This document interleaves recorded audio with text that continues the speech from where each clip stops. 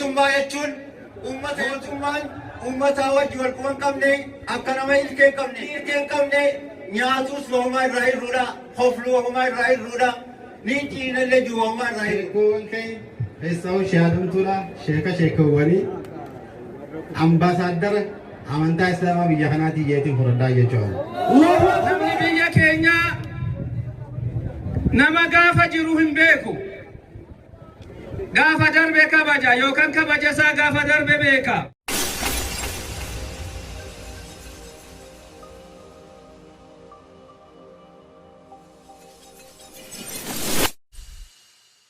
Itti aansuudhaan itti gaafatamaa mana marii naannoo Finfinnee Sheekh Sultaan Amaan kabajaadhaan akka naaf eertanii afeerraa akka isin nu dhiyaataniin isiniin jaa. Assalaamu alaikum.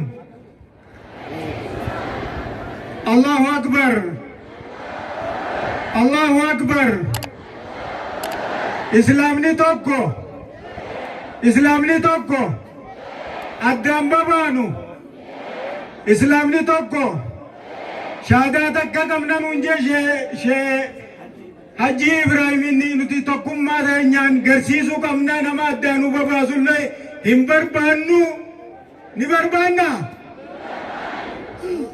Hayya sheekni keenya dhiyaachaa jiranii isaanis isinirra salaamatan ergaa waan qaban gabaabinaan isinii dhiyeessan sheekni keenya dhufan. Allahu Akbar.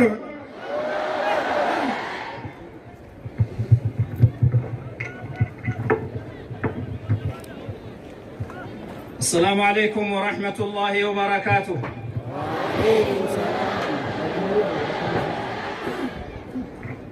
الحمد لله رب العالمين. الحمد لله الذي بنعمته تتم الصالحات.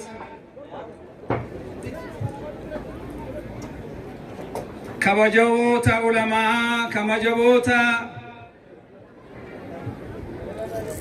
ورّا موتما فنفنة موتما حرر دمانو علماء كينيا أبوتي كينيا دعاتو تكينيا ورّا حرّا قمتشو حرّا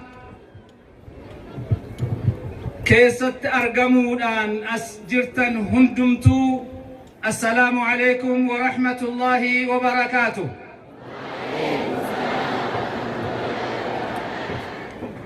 Gammachuun har'aa gammachuu gaafa hundaa kanaan dura dabarsinee yookaan kan dhufuullee caalaadha. Rabbi hin qaba gammachuu akkanaa nu dabaluullee kan caalaa fiduullee Rabbi hin danda'a. Gammachuu akka hakkanaa kana arginee hin beeknu. Gammachuun ulamaa eebbisuu, gammachuu caalimni keenya abbaa keenya Sha'aadam Tuulaa muftii naannoo Oromiyaa yookaan muftii Itoophiyaa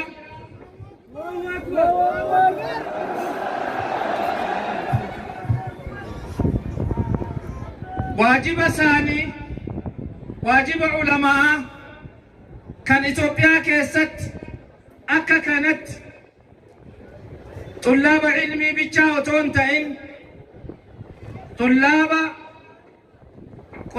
قتامبلتو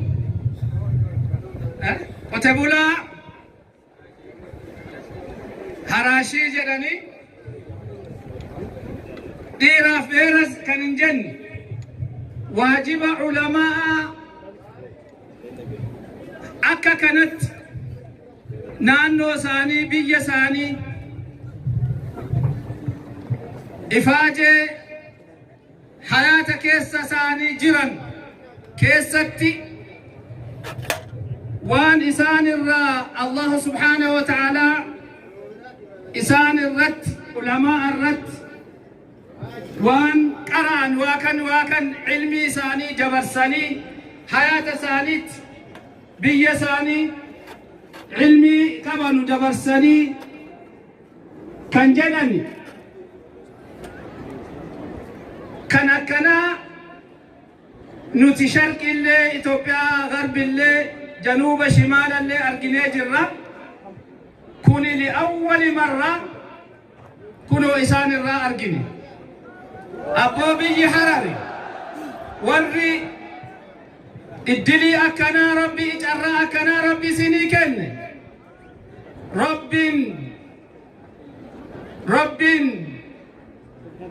hammadu yookaan immoo galateeffachuu adaafa isinirra jiraan jedha. Ni'imaan gaafa jirtun beekamtu. Rabbi hayaata isaanii rabbi nuu haa dheeressu. Namni biyya keenyaa nama gaafa jiru hin beeku. Gaafa darbe kabaja yookaan kabaja isaa gaafa darbe beeka. Namni akkanaa caalimni akkanaa Itoophiyaa keessa hin jiru. Itoophiyaa keessatti caalima akkanaa hin argine. Ummata isaa ilmi isaa ummata isaatti dabarsee xinnaa otoo hin jedhin guddaa otoo hin jedhin dhiira yookaan beera otoo hin jedhin ilmi isaanii akkanatti dabarsanii har'a taraa 8ffaadha jedhame. Akka kanatti ilmi isinii dabarsanii yaa ahla Harar shukriin rabbiin booda shukriin isaanii irraa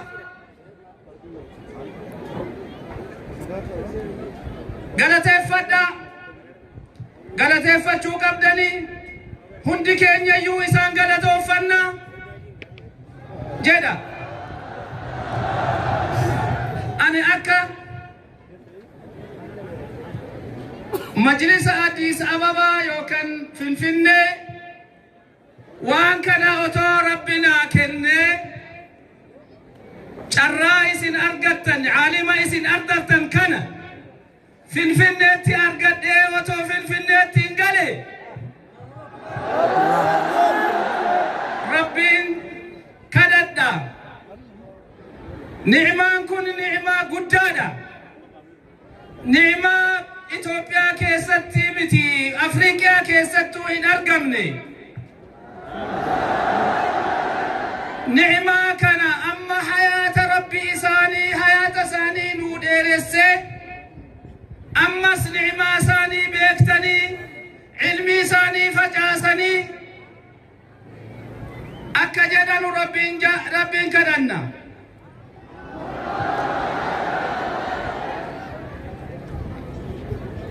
እንግዲህ እንደ አዲስ አበባ እስልምና ጉዳይ ከፍተኛ ምክር ቤት ይሄንን በሐረር ውስጥ መጥቼ ሳይ በኢትዮጵያ ውስጥ በአንድም ቦታ ሳላይ ያላየሁት ነገር ይሄንን ደስታ የዕልም ኑር ሳይ ከፍተኛ ደስታ ይሰማኛል።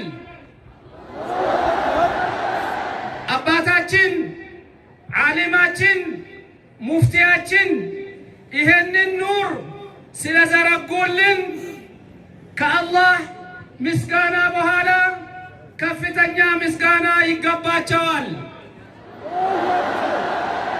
እናመሰግናቸዋለን። አላሁ ሱብሓነሁ ወተዓላ ዕድሜያቸውን እንዲያስረዝምልን አላህን እንለምናለን።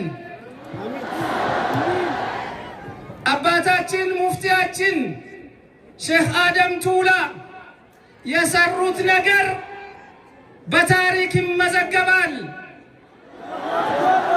በአላህ ፊት ከሚያገኙት እንዳለ ሆኖ በእኛም እንደ ኢትዮጵያ ሙስሊሞች ከፍተኛ ምስጋናችንና ክብራችን ይገባቸዋል።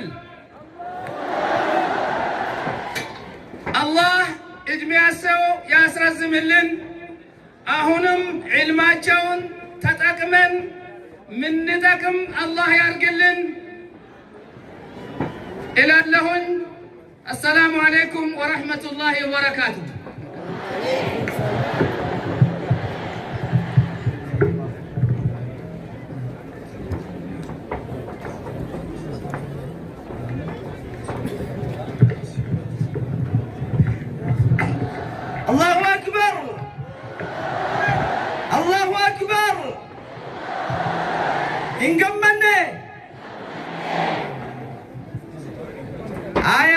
egaai sheeyni keenya Sheekh Sultaan koree kudha torban wareegama kafaltee hidhaa turte san keessa warra turerraayi ara rabbiin nu keessa fideeti.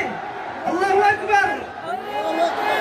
Hiree jiruudhaan wajjin nu qoontachiisee akkanatti dhaamsa ergaa bareedduu tana isinirraa gammadee isinii dabarsee yaa madda haraashii baga gammadde arra guyyaan keetii Itoophiyaa guutuuf Afrikaadhaaf fakkeenya taata siin jee. Allahu akbar. Allahu akbar. Kanaaf inshaallah hooggantoonni keenya bulchitoonni keenya as jiranii as dhufanii yogguu takka asirra nu haadattaanii haajii keenya kabajaadhaan isaan yaamee akannuu fi bulchitoonni keenya yogguu takka karaa madarakaa akka nu dhufan.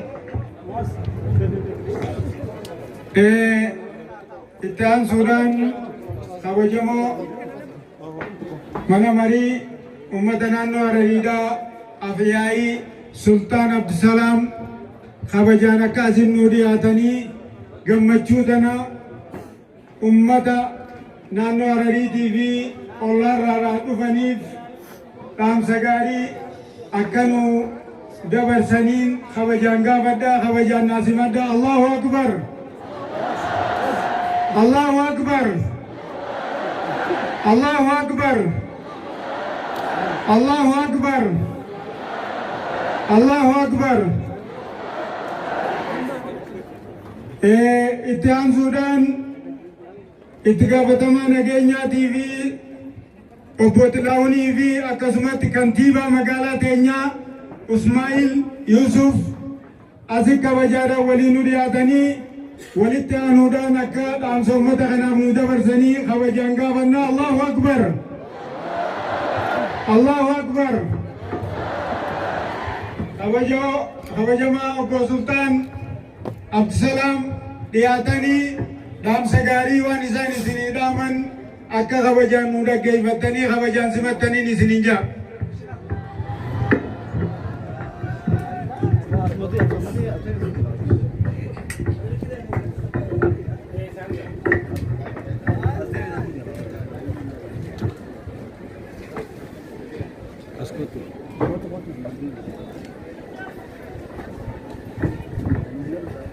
السلام عليكم ورحمة الله وبركاته. وعليكم السلام ورحمة الله وبركاته. duraan dursee waltajjii sana irratti argamuudhaaf arraa hiree sana argachuudhaan ulamaa'ii kana fakkaatu duratti hiree akkanaa sana nama nasiiba qabu malee waan hin arganne jecha akka dhuunfaatti waan dhagahame as dhaabbadhee ibsuudhaaf jechoota waan hin dhabe jecha dhiifamaan isin gaafadha. kanatti aansuudhaan ulamaa'ota keenya kabajamtoota akka biyya sanaatti qabnu akka addunyaatti qabnu arra naannoo keenya dhufanii naannoo keenya nagaan dhufuu isaaniitiifis baga nagaan dhuftan galatoomaa jechuun barbaada. kanatti aansuudhaan ergaa pirezidaantiin naannoo keenyaa haajaan jabduun qabuudhaan karaa Finfinnee waan bahaniif itti aantuun pirezidaantiitis akkasuma waan bahaniif bakka teenya bu'iitii ergaa nu dabarsu waan jedhaniif isinis akkasumatti ergaa sana akkanarraa fudhattanii isin gaafachuu barbaadaa jechuudha. kanatti aansuudhaan naannoo keenyatti ayyaanni akkanaa kun kabajamuun ulamaa'iin akkanaa sun naannoo keenya jiraachuun waan barbaachisu hunda naannoon keenya godhuudhaan gammachuun isaan cinaa isin cinaa akka dhaabban arraas boruus isin cinaa jira jechuu barbaannaa. waan barbaachisu hundaanuu waan ulamaa'iin keenya nuun jettu waan uummanni keenya nuun jedhu fudhachuudhaaf hojiitti hiikuudhaaf qophoofne waan jirru jecha uummanni keenya tokkummaa isaa jabeessee amantii isaa jabeeffatee misooma isaa jabeeffatee fuulduratti akka tarkaanfatu waamichaan dhiyeessuu barbaadaa jechuudha. mootummaa jechuun uummata jechuudha. mootummaan uummata harkaan qabne mootummaa miti. mootummaa hogguu jennu nama biraan seenaa. mootummaan isin kana.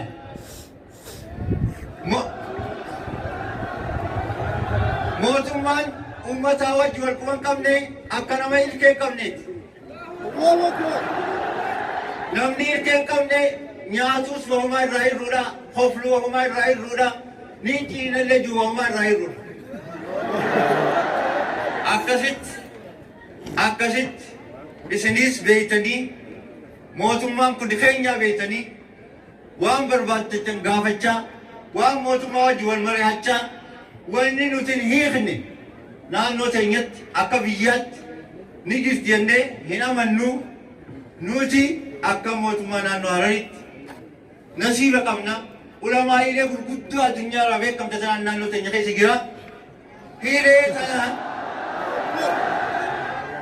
hiree tana itti fayyadamnee akkuma reefu sheekni dura jee namni hogguu jiru mi'aa isaan beekan jaal ulamaa'ii teenya taara as jirtu tana arra sababa isaaniitti akkana wal arguun keenya kun sababa isaaniitti akkana gammachuu sana arguun tun kanaafuu wanni isin dhaammadhu arra eebii arra godhamu kuni namni nam sadii jaan kanuma biddeen hafuumamu jira jaan biddeen wa nyaatee kadu kanamadaa kanuma hanga warra isaatiif uumamu jira jaan hasadaffaa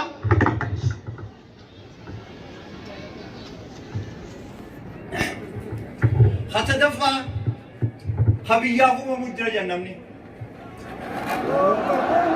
arra uummanni eebbifamu kun hasadaffaa sadi jechuudha ka uummataaf uumame jechuudha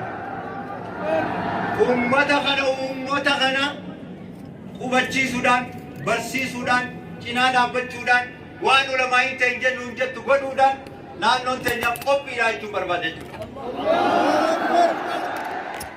kanumaafuu akka naannoo teenyaatti waliin hidhaamuu barbaannu biitti teenya nagaya barbaaddi nagaya feesisi nagaya kana ka uumu nagaya kana ka fidu ummata bal'aa kana ulamaa'ii tana ulamaa'ii nagaya labsiti nuti ulamaa'ii dhaggeeffannaan akka mootummaatti isin ulamaa'ii dhaggeeffannaan akka ummataatti waan takka biyya teenya bira kunnee biyya biraatiif illee fakkii ta'uu dandeenya tanumaafuu yaa ummata kiyya akkuma amma eegalle kanatti akkuma tokkummaa qabaanne kanatti akkuma nurraa bareedde kanatti bareedoomina zalaalam rabbi nu haa godhu waliin dhaa'uu barbaadu ulamaa'ii teenya tanaafis umrii haa kennu afaan qulliidhaan otoo hin ta'in mootummaan naannoo Hararii akka ayyaanni kun akkana bareedee miidhaguuf keessummaan teenya akka as dhuftuuf isaan fiduu irratti isaan keessummachiisu irratti afaan qulliin otoo hin ta'in gochaa waan garsiisee jiru jecha ammas fuulduraas waan barbaachisu hunda godhuudhaaf nuti qophiidha jechuun barbaada waan takkallee isinirraa shakkii hin qabnu akka mootummaatti isinis nurraa shakkii hin qabaatinaa namni dildilli keenya ulamaa'ilee nu dura jirtu tana arraas dhaabbatanii isaan dura dhaabbatanii hangana ergaa tana dabarfachuun nama hiree qabu jechuudha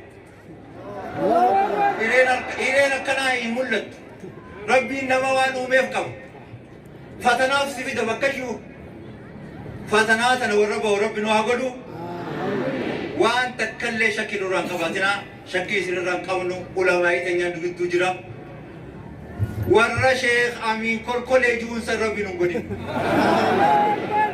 tanumaan isin dhaabbachuu fadhaa galatoomaa naa jiraadha الله أكبر mootummaa teenya naannoo Harariidha hedduu galatoonfannaa akkasumatti obbo Sultaan mootummaa naannoo Hararii bakka pirezidaantii Ordiinii fi itti aantuu aadde Misraa bu'anii waan dhaamsa isiniif dabarsaniif jecha jarri waa'ee biyyaatiif karaa imaltaawanii warra Finfinnee waan jiraniif jecha isaanis bakka jiranii assalaamu alaikum warahmatullahi isiniin jedhan itti aansuudhaan itti gaafatamaan nageenyaa Xilaahuun dhaamsa gaarii biyyaa fi isiniifis bu'aa guddoo qabu isinii dhaamanii kabajaan akka dhaggeeffataniin isiniin jedha.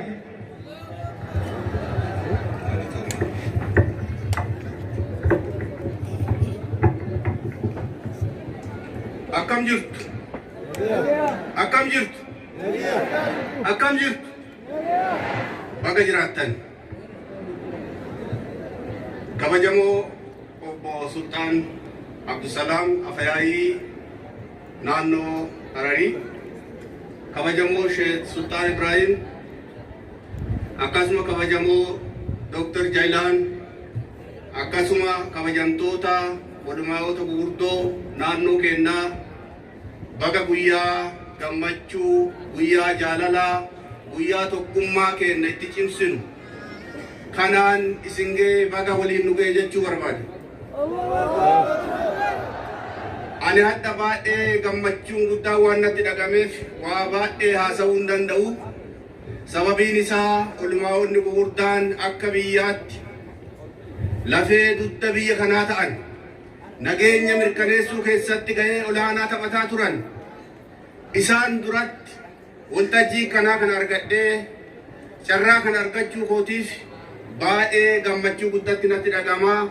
Kanaaf waaqi keenya haa galatamu jechuu barbaade. Itti aansuudhaan Muslima jechuun nagaa jechuudha. Muslima jechuun nagaa jechuudha. Muslima jechuun nagaa jechuudha. Amantaan muslimaa keessa guddanne waan ta'eef, waliin guddanne waan ta'eef amantaa nagaa lallabaa ture jechuudha. Kanaaf nagaa naannoo keenyaa mirkaneessuu keessatti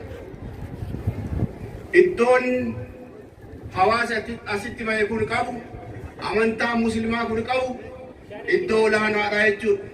Kanaaf anis nageenya naannoo kanaa yeroo hoogganuudhaaf as dhufu carroomee ummata nagaa jaalatu, ummata nagaa isaatiif waardiyaa dhaabatu, isa geeggessuudhaaf, isa tajaajiluudhaaf, waliin hojjechuudhaaf carraa argachuu kiyyaaf baay'ee gammachuun natti dhagamu dachaadha jechuudha. Kanaafuu nageenyi waa hundaaf bu'uura waan ta'eef nageenyi waan jiruuf guyyaa addaa akkasitti wal geennee dhimma amantaa keenya akkamitti cimsannaa, tokkummaa keenya akkamitti cimsannaa, akkamitti sabaaf sablammoota biroo waliin wal dandeenyee biyya tana utumnee waliin jiraannaa waan jedhu kana lallabaa jirtu. Haasaa na dura godhameenis kana hubadhe. Kanaaf kun yaada fudhatamaa, yaada eebbifamaa waan ta'eef nutis akka mootummaatti waa hundaan isin cinaa jirra, isin waliin hojjanna.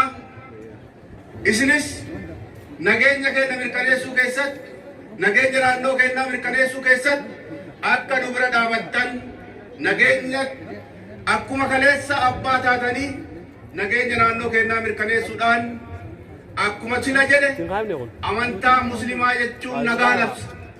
Kanaaf dhimmoota nagaa keenya cimsan bu'uura nageenya keenyaa cimaa ijaaruudhaaf gaheen olumaawonni gurguddaan, sheekonni akkasuma dargaggeessi hawaasi bal'aan asitti bahe kun olaanaa waan ta'eef kana hundi keenya beennee akkuma kaleessaa gahee keessan akka baatan maqaa mootummaa naannoo Harariitiif, biiroo bulchiinsaa fi nageenya naannoo Harariitiin waamicha isinii dabarsaa.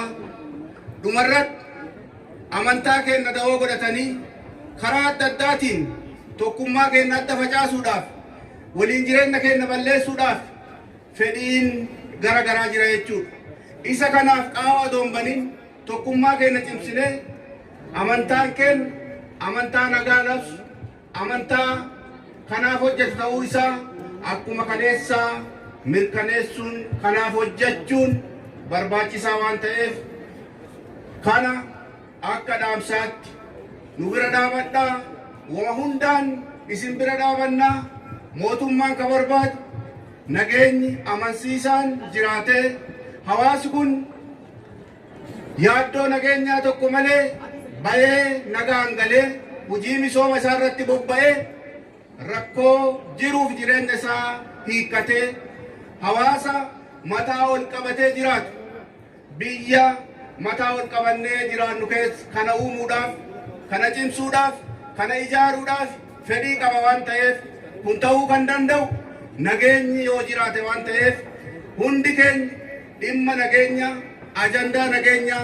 ajandaa godhachuu danda'u nurra jiraata. Kanaaf dhimma nageenya keenya booressu akka ija keenyaatti nageenya keenya eeggachuudhaan fedhiin garagaraa qaamota nagaan barbaanne akka milkoofne gahee keessan akka baatan irra deebi'ee waamicha dabarsaa akkasumas irra deebi'ee baga gammaddan baay'ee namatti toltu naamusi keessan ayaanni si qabattan kun baay'ee karraa baratamu waan ta'eef ani gammachuu guddatti natti dhagama. Kanaaf ulfaadhaa sagantaa gaarii sagantaa tokkummaa keenya cimsu sagantaa amantaa keenya bu'uuraan lafatti dhaabu fakkeenyummaa keenya cimsu akka isinii ta'u hawwaa ulfaadhaa galatoomaa jechuu barbaadu. kabajamoon obbo Xilahuun haa kabajamanii itti aansuudhaan koomishinar naannoo teenyaa Nasriin akka dhaamsaa isinii dabarsuuf kabajaaniin asitti hafeera.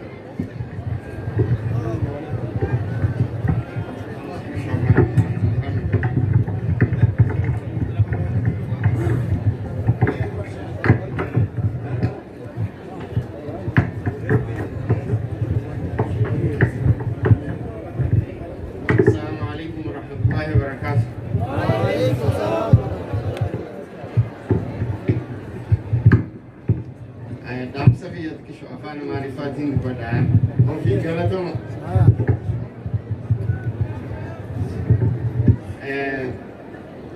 የተከበሩ አቶ ሱልጣን አብዱሰላም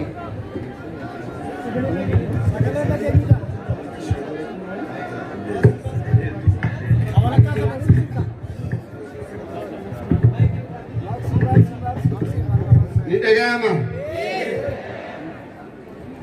የተከበሩ አቶ ሱልጣን አብዱሰላም የተከበሩ አቶ ጥላሁን እንዲሁም ጥሪ የተደረገላችሁ ዑለማዎች በዛሬው ቀን እናንተ ፊት ቀርቤ ጥቂት መልእክት እንዳስተላልፍ እድል ስላገኘሁኝ በጣም እጅግ በጣም ደስ ብሎኛል። እናመሰግናለሁ።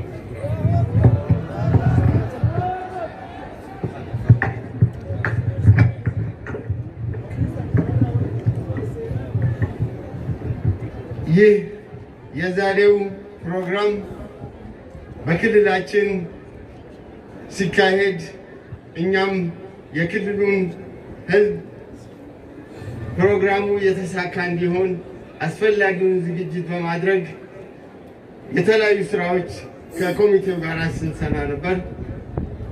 ይህ ሕዝባችንን የሚያቀራርብ ጥሩ መድረክ እንደሚሆን የታወቀ ነው። ከኔ በፊት የተናገሩ አመራሮቼ ትልቁ መልእክት ያስተላለፉ ሲሆን እኔም የነሱን ሐሳብ ተቀብዬ እስልምና እንደሚታወቀው ሰላም ነው። እስልምና ሰላም ነው። እስልምና ሰላም ከሆነ ደግሞ ተከታዮቹም ሰላም ፈላጊዎች ናቸው ማለት ነው። ስለዚህ በእስልምና መካከል ምንም አይነት ችግር የሌለ ነገር ግን አንዳንድ የእስልምና ተከታዮችን እንደ ከፋፋይ እንደ ችግር ፈጣሪ አድርጎ የሚያስቡትን ሰላም ፈላጊና ሰላም መስራች መሆናችንን በተግባር እንደምናሳይ እምነቴ ነው። የዛሬው ፕሮግራምም ይህን መሰረት የሚያስጥልን መሆኑን እየተማመንኩ ያለኝን መልእክት የፕሮግራሙ የተሳካ እንዲሆንላችሁ የተባረከ ጀማዓ እንዲሆንላችሁ እየተመኘው በቀጣይም በክልላችን ሰላም ለማስፈን በምናደርገው ጥረት በጎናችን እንድትሆኑ መልእክቴን አስተላልፋለሁ። አመሰግናለሁ።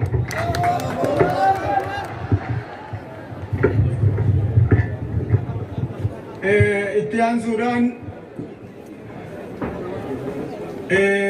hojii magaalaa teenyaa Ismaa'il Yusuf dhaamsa gabaabaa akka isinii dabarsuu kabajaan affeerra.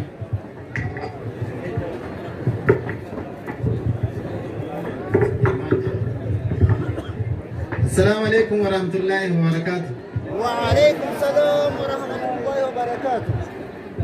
حبجمو أبو سلطان عبد السلام أخيائي منوري موتمان أنو حرري حبجمتوت شيكوون حبجمتوت فيسموت نانو خينيا هرماتوت ويا الراغنا دوران درسي ويا الراغنا ويا سينا كميس naannoo keenya keessatti gaggeeffame kana eebbifamtoota maaddaa araashii baga rabbiin guyyaa har'aatiin isin ga'e jechuun barbaada.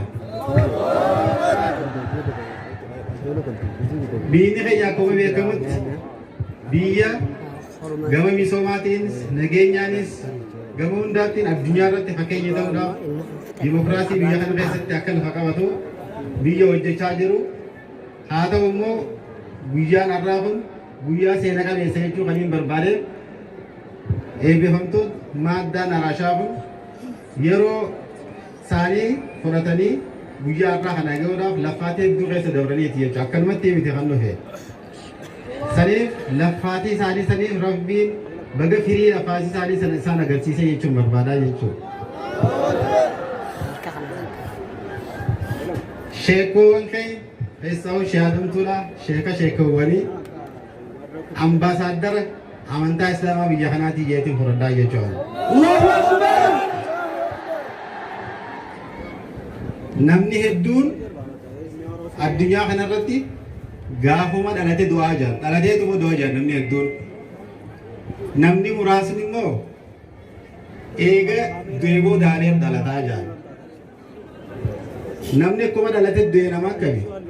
Nama waan seenaa qabu waa takka osoo mul'isin jechuudha. Amantaafis haa ta'u, biyya kanaafis haa ta'u, osoo waa takka bu'aa takka hin buusin namni umrii isaa lakkaa'isee deema nama gaa akkuma dhalate du'e san keessa warra jiru jechuudha. Namni immoo eega deeboo dhalatu nama seenaan isaa eega inni deeboodaas waan bu'aa qabu takka amantaafis hawaasaatiifis kaayee namni dabre namni san eega deeboodaas nama jiraa jechuudha. Kanarraa maal barachuu qabna? Hundi keenyaa'u gahee mataa keenyaa guddina biyya keenyaa keessatti misooma biyya keenyaa keessatti gahee mataa isaa nageenya biyya keenyaa eegsisuu keessatti hundi keenyaa'u waan bareedaa takka waan gaarii takka mul'ifnee deemuu qabnaa jechuudha. Yeroon ammaa guyyaan har'aa kun seena qabeessa kan hin jedhu lammaffaan yeroo itti hidhaan abbayyaa biyya keenyaa keessatti bishaan guutiinsisaa marsaa lammaffaatiin xumuramee itti humna oomishuu eegale keessatti seenaa addunyaanis dubbachaa jiru kana keessatti waltajjiin akkanaa qopheessuun kun guyyaa seena qabeessaadhaa jedhu fudhadhaa jechuudha akka biyyaattis. Hidhaan abbayyaa kun hundi keenyaa ashaaraa isaa keessaa qabachuu. Ashaaraan namni isarratti hirmaatiin hin jiru. Maallaqaanis, humnaanis, beekumsaan, qabeenya keenyaan biyya keenya keessatti waan seenaa takka hojjetu gee hundinuu keessatti hirmaattan waan ta'eef jecha isinillee baga gammaddiin isin jechuu barbaada. Dabalataan biyya keenya keessatti akka muummichi ministeeraa biyya keenya keessatti ibsee turetti